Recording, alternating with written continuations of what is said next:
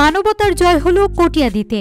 দীর্ঘ 12 বছর ধরে শিকলবন্দি জীবন কাটানো দুই ভাই বোনের অসহায় চিত্র স্থানীয় সাংবাদিকদের ক্যামেরায় ধরা পড়তেই ছুটে গেলেন মানবিক ইউএনও মাইদুল ইসলাম।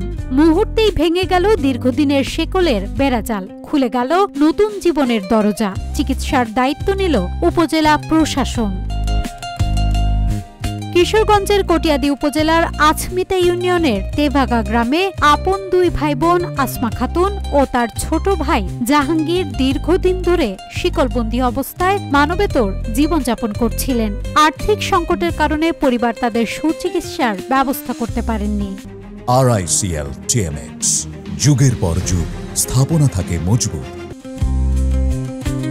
একজন স্থানীয় সাংবাদিকের মাধ্যমে বিষয়টি জানাজানি হলে কটিয়াদী উপজেলার নির্বাহী অফিসার মোহাম্মদ মাইদুল ইসলাম সোমবার দুপুরে নিজে ছুটে যান তাদের বাড়িতে। সঙ্গে ছিলেন উপজেলা সহকারী কমিশনার লাবনী আক্তার তারানা এবং উপজেলা সমাজসেবা অফিসার আবুল খায়ের।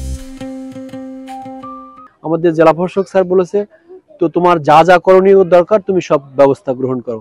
তা আমি সেই প্রেক্ষিতে আমার মানবিক দৃষ্টিকোণ থেকে মানুষের জন্যই কিন্তু প্রশাসন, মানুষের সেবা করার জন্য আমরা আছি।